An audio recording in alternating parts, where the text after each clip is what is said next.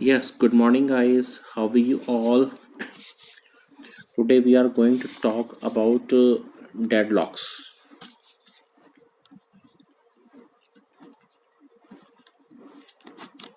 So our today's topic is deadlocks. Okay, in distributed system. Okay, see, uh, we can say that process deadlocks. Okay, we can say process deadlocks. Okay, see, a deadlock happens in operating system when two or more processes need some resource to complete their execution that is held by the other process. Okay, once again, a deadlock happens in operating system when two or more processes need some resource to complete their execution that is held by the other process. Okay, so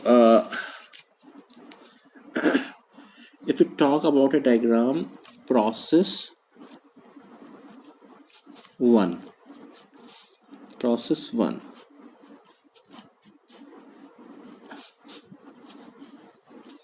Okay, resource 2,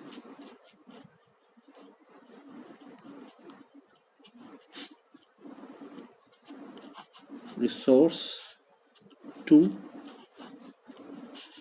Okay,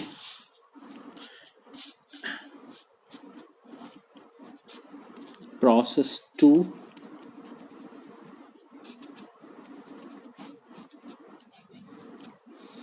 Okay, and resource 1, resource 1.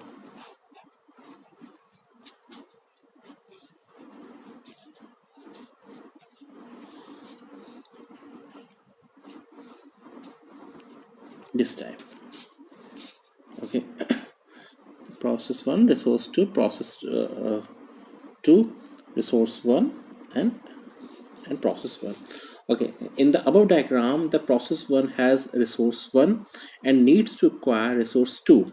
Simply, process 2 has resource 2 and needs to acquire resource 1. Okay, process 1 and process 2 are in deadlock as each of them needs the other's resource to complete their execution, but neither of them is willing to relinquish their resources. Okay, once again, in the above diagram, the process 1 has resource 1 and needs to acquire resource 2. Similarly, process 2 has resource 2 and needs to acquire resource 1.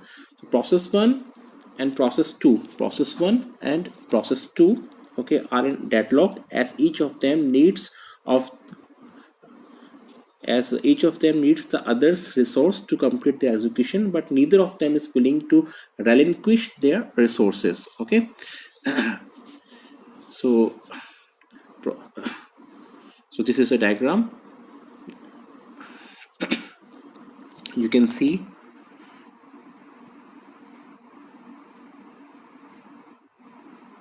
Okay, so we can say deadlock in operating system.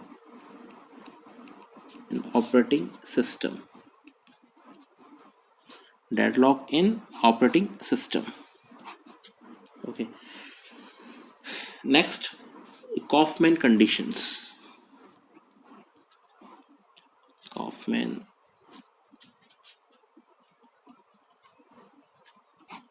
conditions. Okay, yes, a deadlock occurs if four Kaufman conditions hold true, but these conditions are not mutually exclusive. Okay, the Kaufman conditions are given as follows. First point is that mutual exclusion.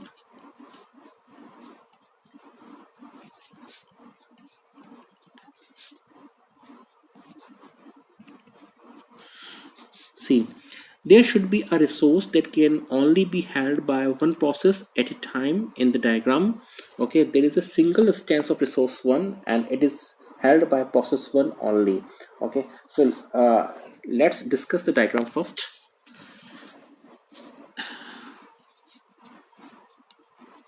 Process 1, okay, and this one resource 1, resource 1, okay, allocated, allocated, okay. What, there should be a resource that can only be held by one process at a time. In the diagram there is a single instance of resource 1, okay, and it is held by process 1 only, okay. Second condition is that hold and wait, hold and wait, okay, okay. So first of all, let's discuss the diagram, okay.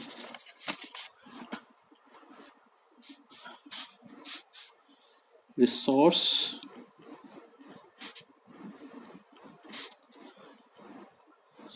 2, resource 3,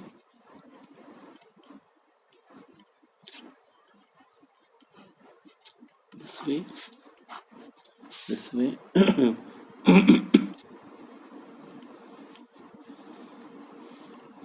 process 2, okay.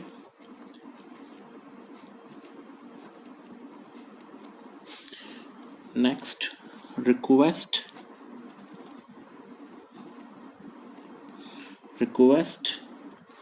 resource 1, resource 1, okay,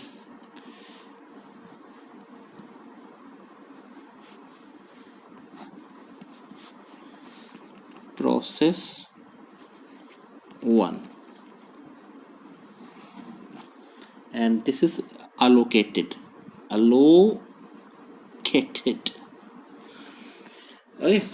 What, resource 2, resource 3, process, okay, process 2, next resource 1 and process 1, okay. So according to diagram, a process can hold multiple resources and still requires more resources from other processes which are holding them. In the diagram, process 2 holds resource 2 and resource 3 and is requesting the resource 1 which is held by process 1. Once again, about hold and wait condition, a process can hold multiple resources and it still requires more resources from other processes which are holding them. According to diagram, process 2 holds resource 2, okay, and resource 3, resource 2 and resource 3, and that is process 2, okay, and it is requesting resource 1, okay, it is requesting resource 1, the resource 1 which is held by process 1, okay. Next condition, no preemption,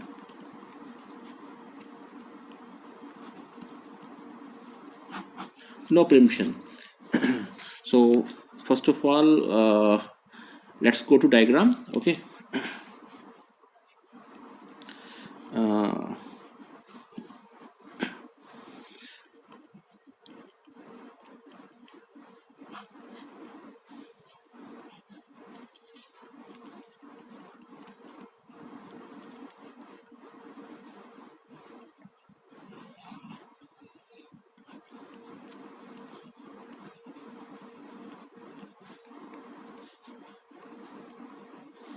Allocated,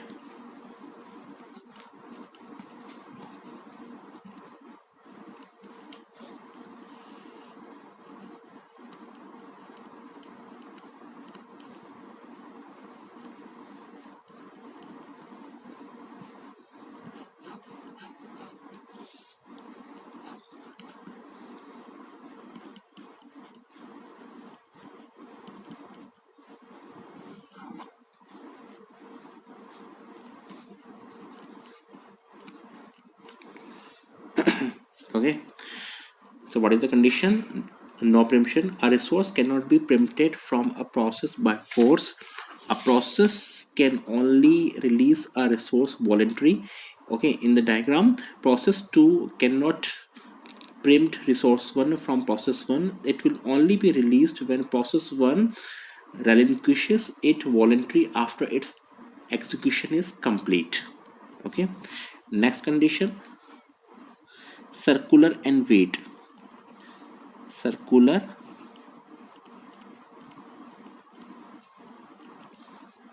circular wait. Circular wait. Okay. A process is waiting for the resource held by the second process, which is waiting for the resource held by the third process, and so on till the last process is waiting for a resource held by the first process. This forms a circular chain. What? A process is waiting for the resource held by the second process, which is waiting for the resource held by the third process, and so on till the last process is waiting for a resource held by the first process. This forms a circular chain. Okay. For example,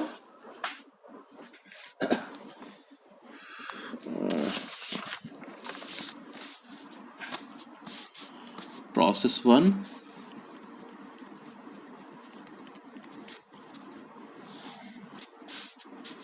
resource 2,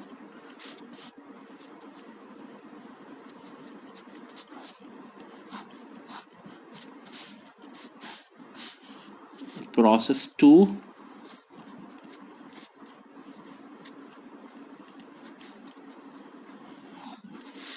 resource 1,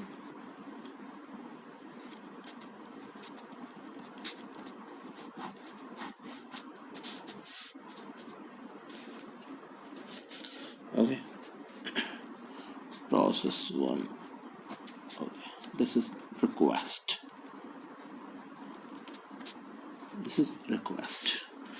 okay. Next, resource 1, process 2, allocated. Next, process 2, this is request, and this is allocated.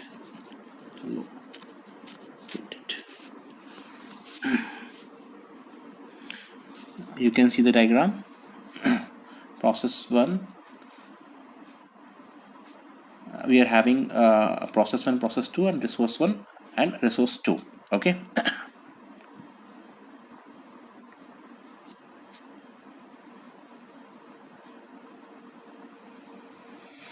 Right. So process 1 is allocated resource 2 and it is requesting resource 1. Similarly, process 2 is allocated resource 1 and it is requesting resource 2. Okay, this forms a circular wait loop. Okay, what? Process 1 is allocated resource 2. Okay, and it is requesting resource 1. Okay, similarly, process 2 is allocated resource 1. Okay, and it is requesting resource 2. Okay, so this forms a circular wait loop. Okay, next, deadlock detection.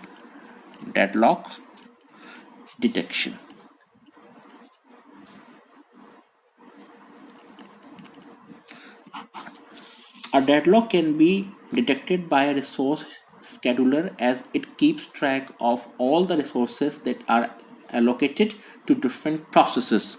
After a deadlock is detected, it can be resolved using the following methods.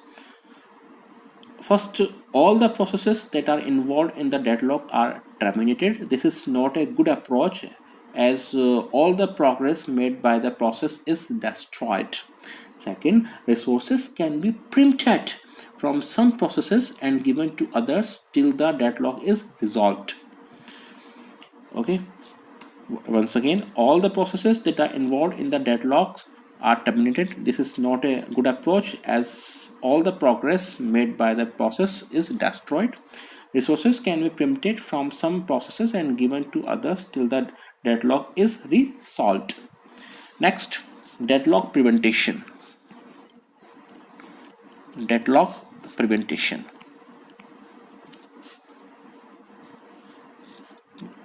prevention. It is very important to prevent a deadlock before it can occur, so the system checks each transaction before it is executed to make sure it does not lead to deadlock. If there is even a slight chance that a transaction may lead to deadlock in the future, it is never allowed to execute. Okay, next, deadlock avoidance. Deadlock avoidance.